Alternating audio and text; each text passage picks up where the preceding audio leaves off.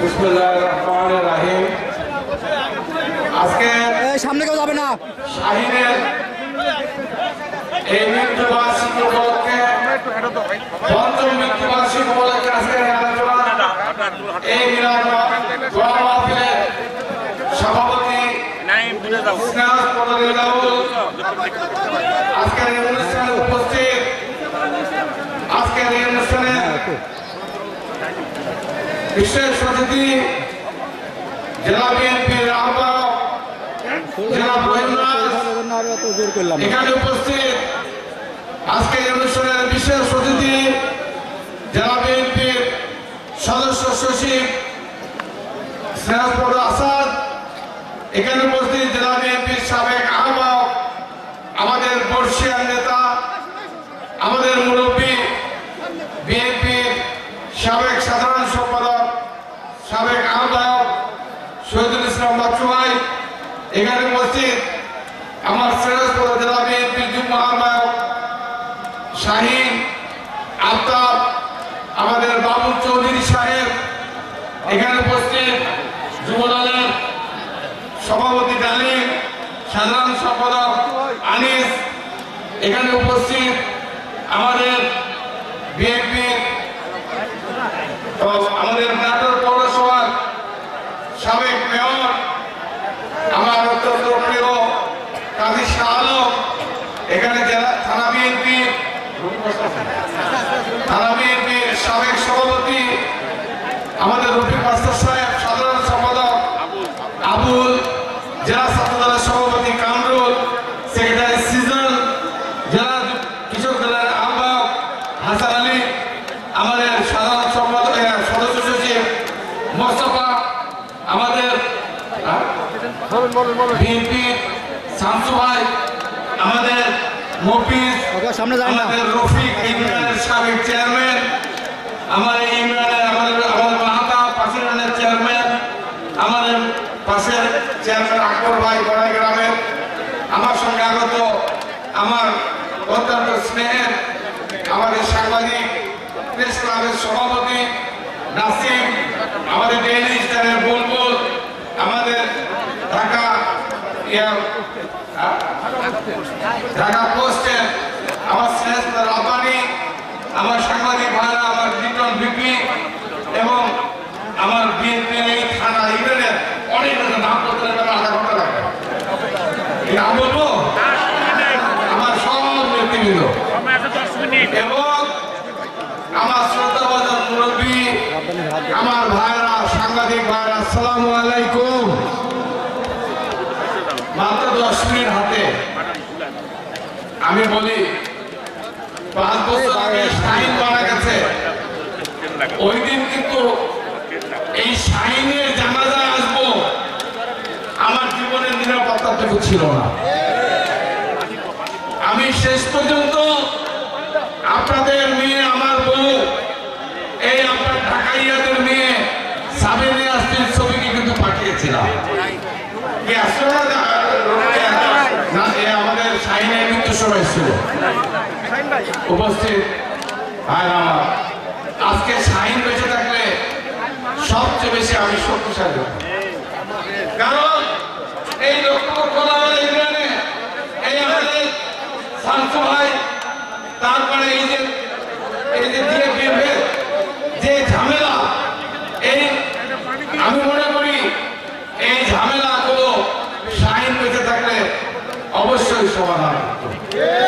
আমি আজকে আপনাদের সামনে সংক্ষিপ্ত বক্তৃতা আমি বলে গেলাম। এখানে মফিজ আছে, রফিক আছে, আমাদের চেয়ারম্যান ক্যান্ডিডেট কি কাঙ্গাল আছে, আমি শামসু ভাই বলে যাচ্ছি, খোরশেদে বলে গেলাম, যুবদলের রেজাল্ট বলতেছি, আপনাদের ঝামেলা 7 দিন টাইম দিলাম। 7 দিনের মধ্যে যদি ঝামেলাগুলো শেষ না করেন, আমরা বিএনপি আপনাদের বিরুদ্ধে ব্যবস্থা নেব। আপনারা আমার সাথে আছেন কি বলেন? কি আপনারা বলেন ব্যবস্থা নিতে পারবো তো? ব্যবস্থা নেব। দেখেন এগুলো তারা দেখেন, এদের সাধারণ মানুষ বলছে ব্যবস্থা নেওয়ার।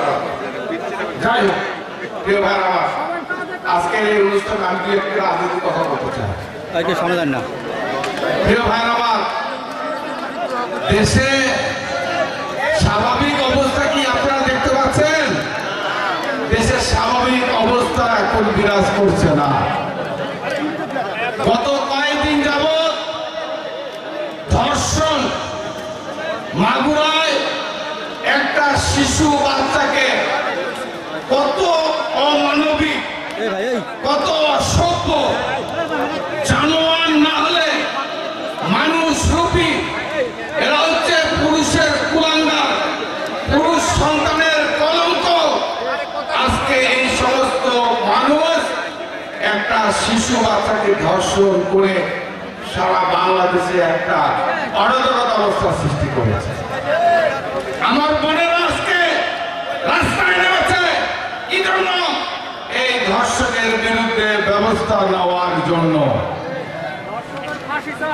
আমরা চাই, আমরা এর আগে আইন করেছিলাম, আমাদের নেতা শহীদ প্রেসিডেন্ট জিয়া রহমান সাহেব, তার জীবদ্দশায় এই সমস্ত ধর্ষক এবং মেয়েদের পক্ষে আইন প্রণয়ন করেছিল।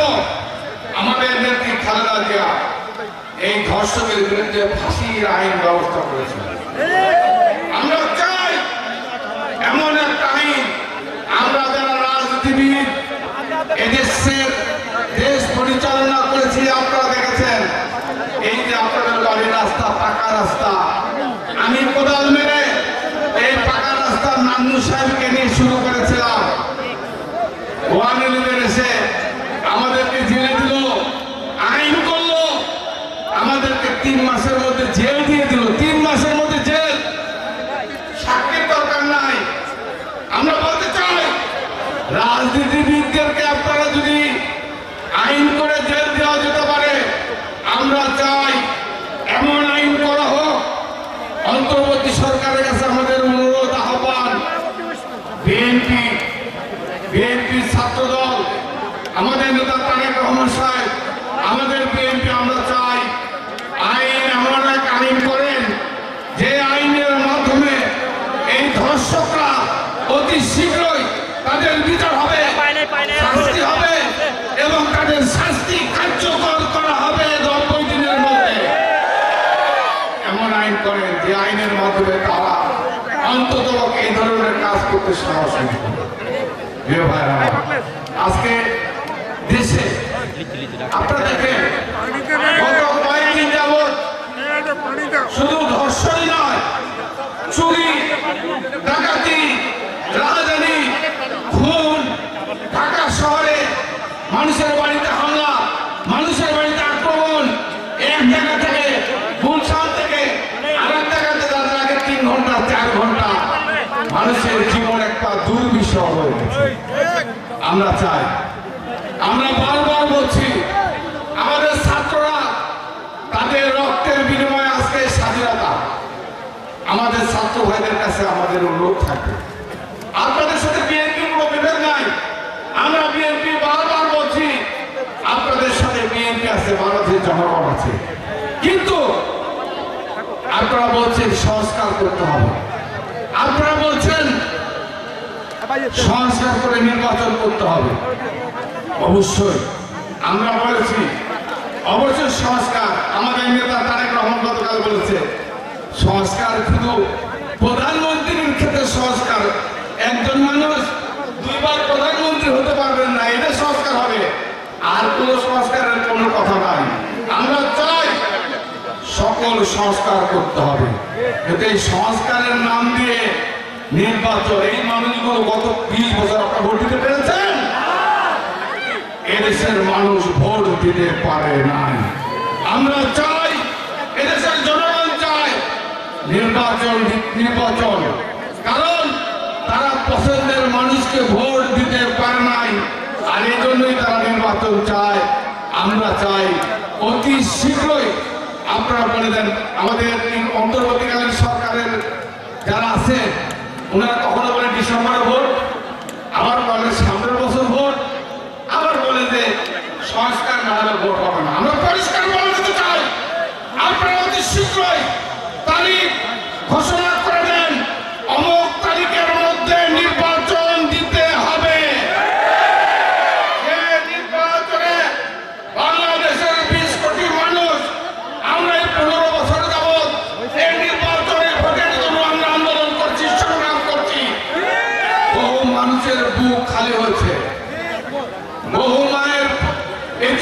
গেছে, সন্তান এতিম হয়ে গেছে, ভোট দিতে পারে নাই।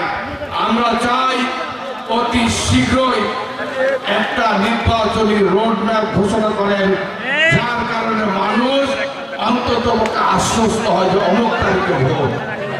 মানুষ জানে না এখনো জুনে ভোট হবে, ডিসেম্বরে ভোট হবে, না আগামী বছরে জুনে ভোট হবে, না আগামী বছর ডিসেম্বরে ভোট হবে। আমরা চাই নির্বাচন কমিশন বলে দিয়েছে তারা প্রস্তুত। আমরা চাই অতি সত্তর ভোটার লিস্ট করে, ভোটার তালিকা করে আমরা চাই আপনারা জুন মাসে নির্বাচন করতে পারেন। আমরা চাই আগামী জুন মাসে আপনারা ভোট করতে পারেন।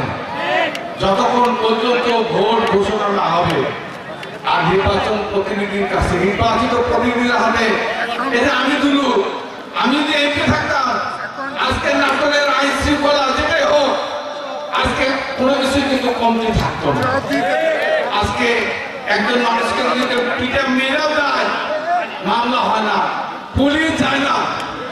পুলিশ যায় বলেন? পুলিশ কোনো কাজ করছে না। পুলিশ কোন থানার পুলিশ প্রশাসন কাজ করছে, পুলিশ নয় প্রশাসনের কাজ করছে না। আমরা বলে দিতে চাই এই আওয়ামী লীগের ভোট এখনো পুলিশ এবং প্রশাসনের মধ্যে থেকে যায় না।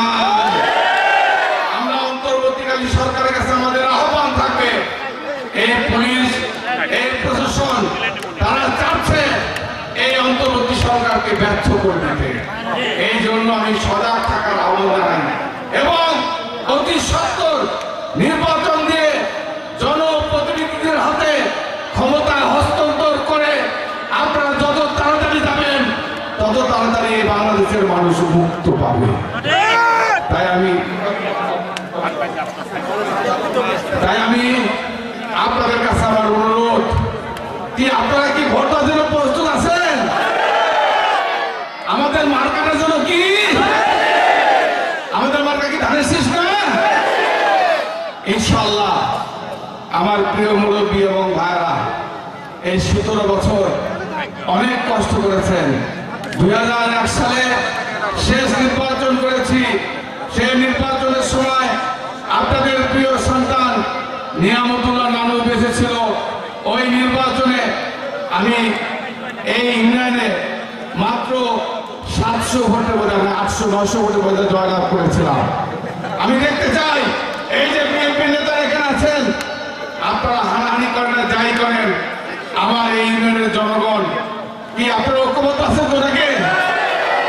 এবার কি এই ইউনিয়নে আগামী নির্বাচনে আমরা বিপুল ভোটে জয়লাভ করবো কিনা বলেন? জয়লাভ করবো? এটা সাংবাদিকরা আছে, একটু বলেন, 2 হাত ধানের শেষে আপনারা আছেন তো নাকি? আপনারা আছেন তো? আছেন তো? ইনশাআল্লাহ আল্লাহর রহমত। আমি কথা দিলাম, আমি কথা দিয়ে গেলাম, আল্লাহ যদি আমাকে বাঁচিয়ে রাখে এই 18 বছর আওয়ামী লীগ, এই অবৈধ এমপি, অবৈধ মন্ত্রী, অবৈধ চেয়ারম্যানরা এই নাটকে পিছিয়ে দিয়ে গেছে।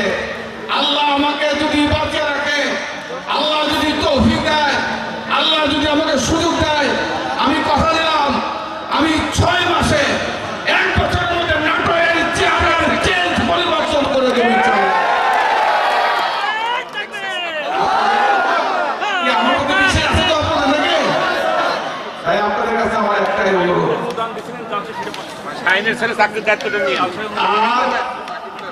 আপনাদের ইউনিয়নে কি কাজ বাকি? সব কাজ করে বলেছে, কাজ বাকি আছে।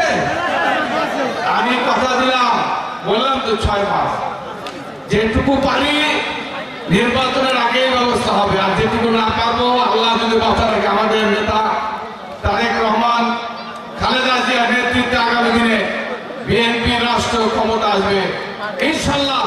অসম্পূর্ণ কাজ, বাদ বাকি কাজগুলো আমরা সম্পূর্ণ করব। আমি সময় নাই, শাহিনের ছেলে আমার সন্তান, শাহিনের সন্তানের দায়িত্ব আমি রুহুল তালুকদার তুলে নিলাম ইনশাআল্লাহ। চিন্তা করে না, চাকরি লাগবে, ব্যবসা লাগবে, ব্যবস্থা হবে।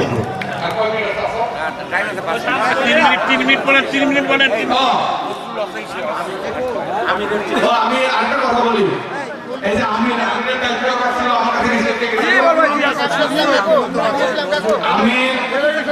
আমিরের দায়িত্ব তুমি দেখা করো, দায়িত্ব নিচ্ছে আমি ওর ভর্তি কালকে ওদের ব্যবসা আমি আজকাল করেছি ভর্তি কালকে হবে, ওর চিকিৎসা সাময়িক অবস্থা খুব আল্লাহ করবে, আমার দায়িত্ব অসুস্থ করা ইনশাআল্লাহ।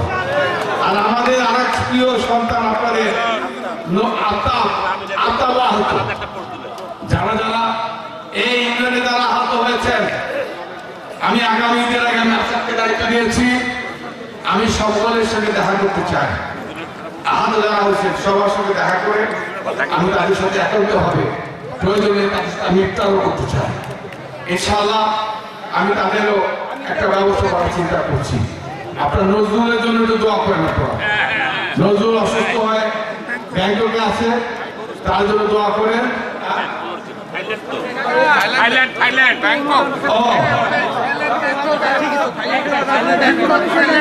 আচ্ছা, এই যে মাদ্রাসার কথা বলতে, হাফিজিয়া মাদ্রাসা এটা দিয়েছি ঠিক আছে, আমাদের নাম রবিকে দায়িত্ব দিচ্ছে, এখানে অনুদান দেওয়া হয়েছে, আরো পরিকল্পনা ব্যবস্থা করছে। এখন আপনারা একটু আল্লাহর কাছে একটু দোয়া করেন আমাদের সাহেবের জন্য। সবাই একবার সূরা ফাতিহা পাঠ করেন, তিনবার কুল ইখলাস সূরা ইখলাস পাঠ করেন, আর তিনবার